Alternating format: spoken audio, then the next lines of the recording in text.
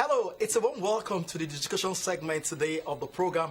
On our special discussion segment, we will feature a lady that's changing the course of female karate in Nigeria. She's been doing this over a decade now, promoting karatekas, especially the girl child, a sport that is very, very popular for the men, but she has changed the narrative and making girls very, very strong when it comes to self-defense and, of course, doing events all over Nigeria, focusing, of course, with Lagos. She's just done the 10th edition of the Zainab Saleh Karate Championship, a female open championship of karatekas from different parts of Nigeria and also from West African countries where karatekas come together, showcase their talent, and get a chance to get to the national team. It's a ranking competition. For the very first time, Zainab Saleh is the guest on our program today. Great to have you as our guest today, Zainab Saleh. Thank you so much. It's a pleasure being here today. Thank you so much for what you're doing for karate development in Nigeria. And of course, you focused over the years, more than a decade now, going to the 10th edition of the Zainab Saleh Karate Open Championship. Take us through what brought up the vision, what brought up the objective, what was the brain behind this in the first place for you to have come up and say, okay, the ladies, they've been doing karate championship, but let me focus on the ladies. In 2014, I was the technical director of the Lagos State Karate Association. So we usually sit down to plan our, schedule for the year. And as the discussion was going on, we talked about women. And I said, you know what? Yeah. Why not let's have a female championship, And when we talked about having this female championship, there were a lot of reasons why. And normally, karate is based on two genders, in terms of the competition. So you have the male gender competing, the female gender competing. And I noticed that in Nigeria, whenever you have a karate competition, you will see the technical abilities of the men on this level, and then the level of the women on this level. Yeah. And I felt we have to be able to bridge that gap. Because really, when you think about it in sports, there really shouldn't be that much of a difference. Yeah. Yes, of course, we're different genders. Maybe there's a little bit more power with the men. Yeah. But women are skilled in their own way. And I said, well, I really have to find a way to be able to lift up the technical abilities of our women generally. Yeah. That was one. Then I now thought about, self-defense. That's what karate is all about. Yeah. You learn karate to be able to learn self-defense. Yeah. And be able to protect yourself from any uncompromising situation. Yeah.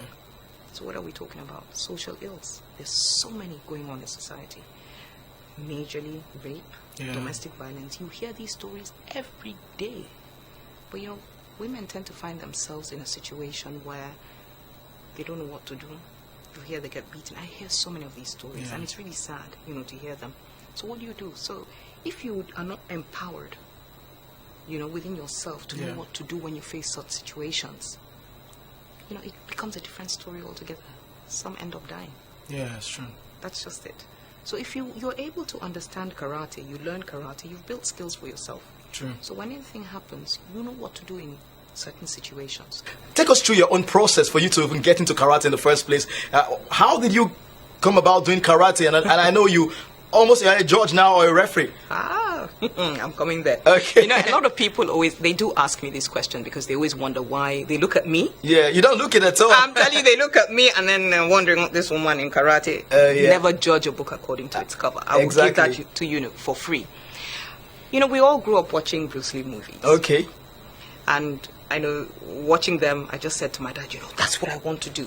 I want to do what Bruce Lee is doing. Unbelievable. I'm telling you. So we were living, I remember, in Mexico at that time, Mexico City. Okay. So he went out, found a dojo, and enrolled myself and my brother and myself in the dojo. That's where the journey began. Okay. Right? And I started karate in Mexico. When we came back into Nigeria, I continued with karate all these years. Wow. So I was competing, I was practicing. I still practice, by the way, but I don't compete anymore. I stopped competing years and years ago. Okay. But apart from that, I also went into what we call refereeing. Yeah. I've become a referee, along the line. Karatekas normally tend to go into it.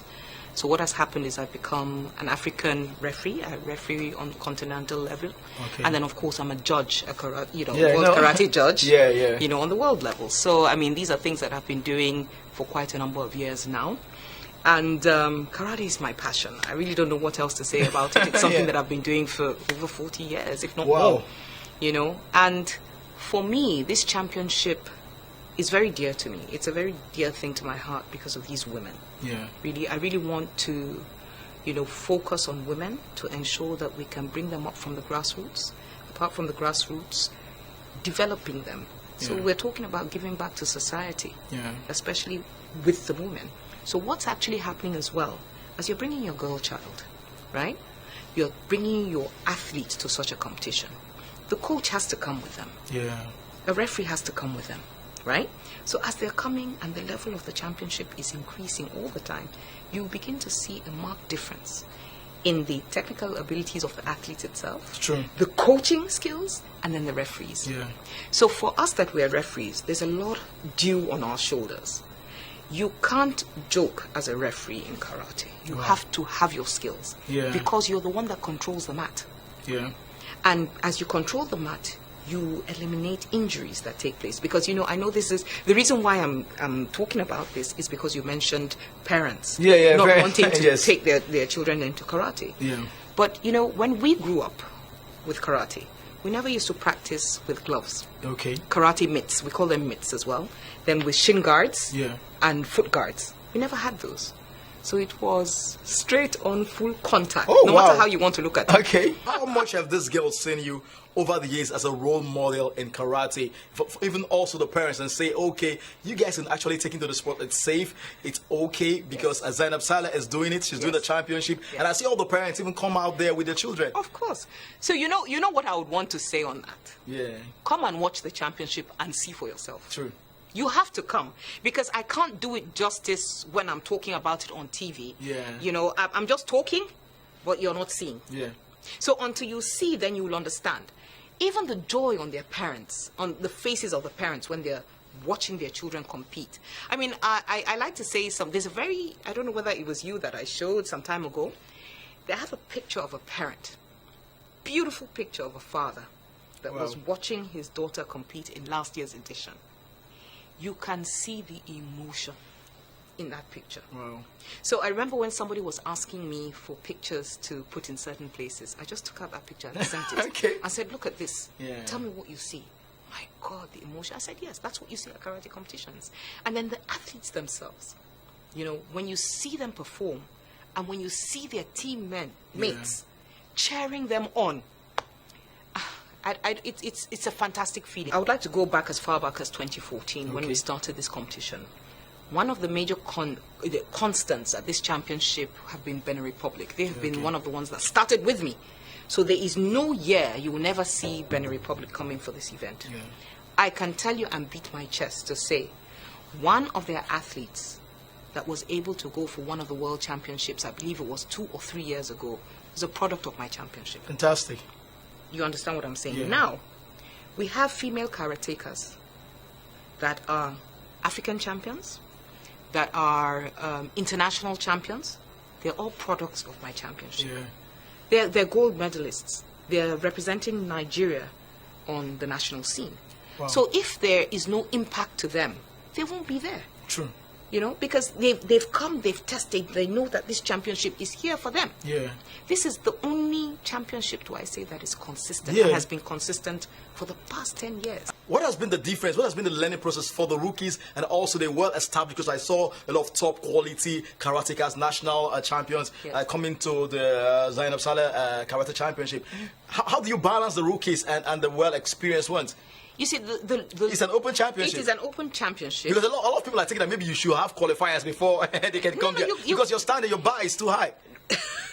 No, but it's good that the bar is set high. That's what I want. Okay. Because the whole essence as well is to ensure that these athletes can go and represent Nigeria on the world level. That's the aim. Fantastic. I want these athletes to go to the world. And I want there to be women. I want women to be representing Nigeria. I mean, that's what I want. Supporting women. Of course. That's what I want. Okay. So I want them there. Okay. And you see, you have to start somewhere. And I set the standard here. Yeah, if the standard is here, you have to come and meet the standard. Fantastic. You have to do it. I'm not going to cut corners because of... No. I won't do that. You have to make sure that you can meet the standard of what is being given to you. It's the highest standard you can think of. Year in, year out, I can tell you categorically that the technical standards of our female athletes have improved tremendously. Like I said, come and watch and you will understand what I'm talking. And if I want to do that, most likely to be in Abuja. But this female championship will stay here. It's not moving anywhere. It's fantastic. So finally, just tell us, what has been the long-term goals now? I mean, areas you think you might need to step up. It's great so far, but how do you want to see this in the next 5 years, in the next 10 years? What are the long-term goals, your final words in that? Well, the long and short of it is that, do I say the African Karate Federation knows that I do this championship. Awesome. I have to follow the rules of WKF. Anybody that is, because it's an international event. Yeah. And as far as we are practitioners of the sport... Yeah, before you continue, are they going to rate it sooner or later? Because the fact that it's still an open competition, you understand what I'm saying? Yes. The world body, the African, but are they going to rate it sooner or later? So or you're okay the way it is? For me, at some point, good, I would like them to come and say, this female championship, yes, let us bring world to Nigeria. Okay.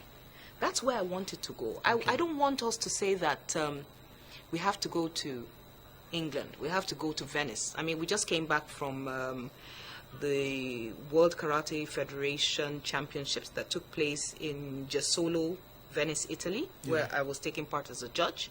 Basically, what I'm saying is that I'm hoping that the World Federation will say to me, oh, this is good. Let us come and do that in Nigeria. I want the World Federation to come to Nigeria.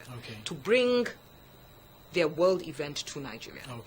And then maybe let this be the stepping stone and them saying, let us just concentrate on the female. I'm not saying that is something that they may want to do.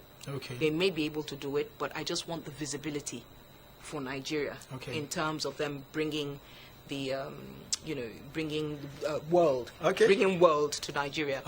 But to say something, we've just been selected to host the African Championship in July next year. Fantastic. So Nigeria will be hosting the African Championships next year. Absolutely fantastic. There is Zainab Saleh, the promoter, of course, over 10 years now, promoting, developing the girl child in karate, building future champions. She has been our guest on the program today. Zainab Saleh, thank you for being our guest today. Thank you so much. Hopefully we'll see you some other time. Yes. God bless you so much. Thank you. Well, that has been the discussion segment today on the program. The program continues after this time out. Stay tuned.